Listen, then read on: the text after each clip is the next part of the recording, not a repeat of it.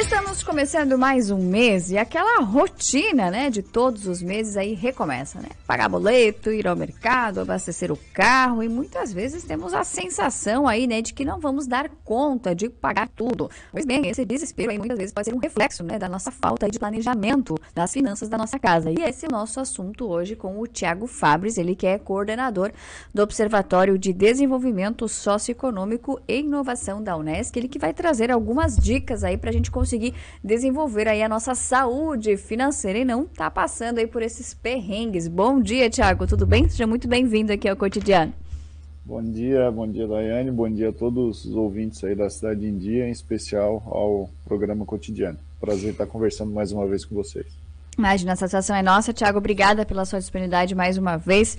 Ô, Thiago, nesse aspecto aí que eu abordei aqui na abertura do nosso papo, né? Quais são aí os principais erros, né, que vocês que atuam nessa área de finanças conseguem constatar, né? Onde a gente acaba pecando muitas vezes e aí acaba comprometendo as finanças no final do mês? Olha, Daiane, na verdade, nesse cenário que a gente está vivendo atualmente aí no aumento do nível de preços, ele se torna ainda mais desafiador, né? Mas a gente tem, o que a gente tem percebido é o controle das famílias como um todo, né? Elas acabam não se organizando. E sempre quando a gente fala de finanças pessoais, finanças domésticas, enfim, o orçamento doméstico, a gente sempre tem que ter em mente que a gente tem 4 principais contras, né? Eu sempre costumo colocar isso, né? A primeira delas é saber o que a gente recebe, então a gente precisa ter isso registrado, né?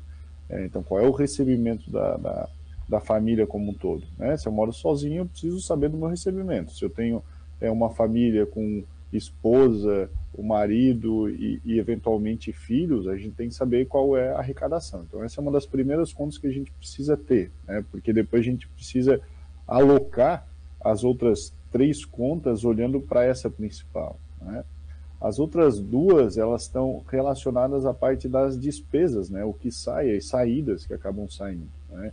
Então, eventualmente essas despesas, elas ocorrem com frequência, todos os meses, né? Em uma determinada residência, então a gente chama isso de despesas fixas. Então, por exemplo, a gente pega lá a conta da energia, a conta do gás, a matrícula da escola, eventuais outros tipos de curso, enfim, né? Então isso são as despesas que ocorrem com frequência, todos os meses. Essas despesas, elas são fixas, então a gente também precisa conhecer isso, né? A outra conta, ela está relacionada com as despesas variáveis, né? E essas despesas variáveis aí, elas estão relacionadas, por exemplo, idas ao shopping, idas ao restaurante, ao parque de diversões, enfim, que elas, né, não necessariamente elas precisam ocorrer todos os meses, né? Então elas ocorrem, podem ser com alguma frequência, mas de uma maneira não tão frequente como as despesas fixas. Então a gente precisa saber isso, né?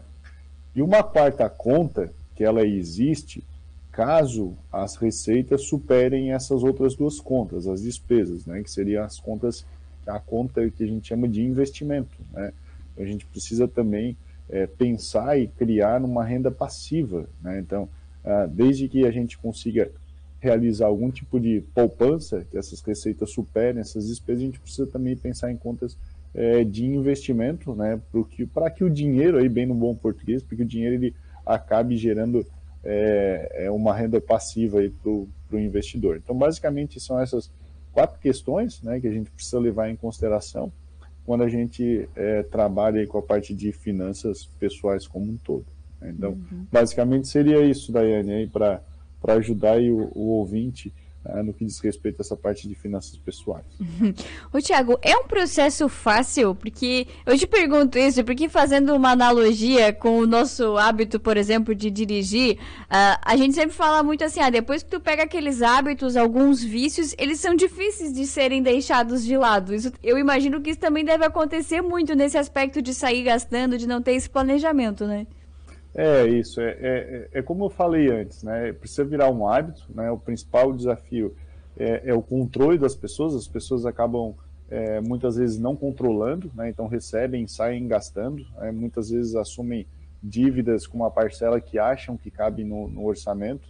Outra coisa que é muito comum também das famílias ó, essa parcela de hoje ela cabe no meu orçamento, então dá para me pegar um financiamento. Mas ela esquece às vezes que o contrato que ela assinou, às vezes o financiamento ela está atrelado a alguma espécie de indexador variável, né? Então ele pode estar atrelado à inflação, por exemplo. Pô, está pagando bastante, ela pode estar atrelada à taxa de juros, a taxa de juros vem aumentando. E esse parcelamento, ela acaba aumentando, né? Então essas questões a gente também tem que levar em consideração.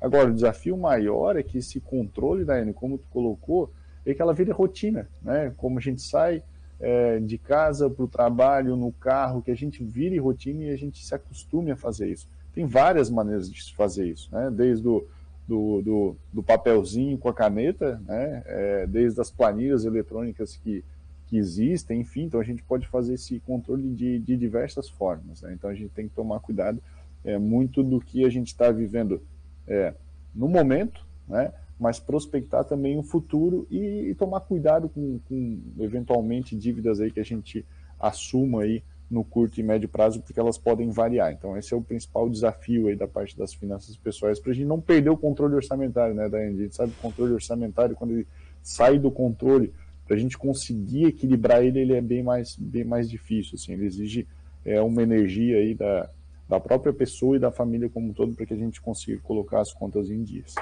Tiago, vamos lá, o cobertor ficou curto, eu não fiz esse planejamento. O que eu devo pagar primeiro? O que é importante não deixar ir para depois também?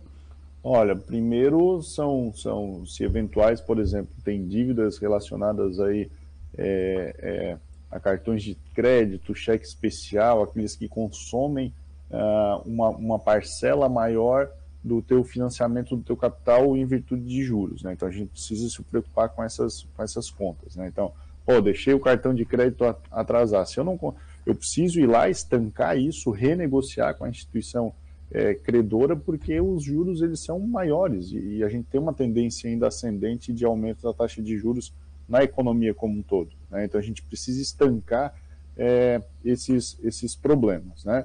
Bom, não tem um endividamento, mas o cobertor está muito curto, né? Então, onde a gente vai ajustar? Nas despesas variáveis, né? Então, volto àquela fala inicial que eu fiz. A gente tem as despesas variáveis, que elas não são essenciais, né, para a sobrevivência, por exemplo, da família como um todo. Então, a gente precisa olhar aquelas contas que eventualmente não são essenciais. Então, a gente precisa estancar ela, pelo menos por um período de tempo. Outra estratégia é substituir produtos que a gente costuma consumir, por exemplo, né, por produtos substitutos que sejam mais baratos. Vamos dar um exemplo bem cotidiano, tipos de carne, né? Então a gente tem alguns tipos de carne, algumas a gente pode substituir por outras que são mais baratas também. Então fazendo esse reequilíbrio das finanças pessoais, ela é essencial para que a gente torne o cobertor que está curto num tamanho ideal, né? Então é isso que a gente precisa se preocupar aí. Tá certo.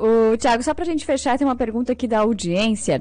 Existe mesmo essa história de que as mercadorias ficam mais em conta no supermercado após o dia 20 do mês? Porque eu tenho a impressão de que eles pensam que porque a gente acabou de receber o salário, os preços ficam mais caros no início do mês.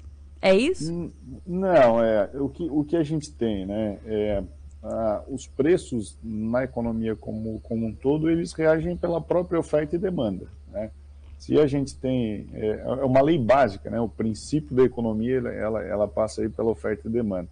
Se a gente tem menos consumidores, por exemplo, nos supermercados após o dia 20 que a gente não teve recebimento, a gente pode sim ter uma variação, uma diminuição nesse nível de preços, tá? Mas não costumo dizer que isso é tão essencial para a gente equilibrar a parte das finanças pessoais, porque essas variações no mês ela é pequena, tá? Mas, né, em alguns casos, em alguns tipos de produtos, isso sim pode acontecer, mas ela não é regra não, tá, Daiane? Eu costumo dizer que a gente está observando muito mais um aumento dos níveis de preço, independentemente do período do mês que a gente está indo comprar ou não, né? E aí entra uma série de fatores, né? Esse aumento do nível de preço ele não é exclusivo do Brasil, né? Ele é exclusivo do mundo inteiro, né? O mundo inteiro tá passando aí por um surto inflacionário que requer, né, uma atenção maior das famílias para que esse cobertor ele continue tapando todo mundo aí. Eu acho que essa é a boa linguagem que a gente pode utilizar, tá? Mas essas questões aí de oferta e demanda, ela pode variar dependendo do tipo de produto, mas a gente não pode levar isso como regra ali e olhar dia a dia ali dentro do supermercado. Perfeito. Thiago, muito obrigada pela sua atenção e disponibilidade. Um bom dia aí para você. Até uma próxima. Bom dia a vocês, bom dia a todos os teus ouvintes também. Valeu, tchau, tchau.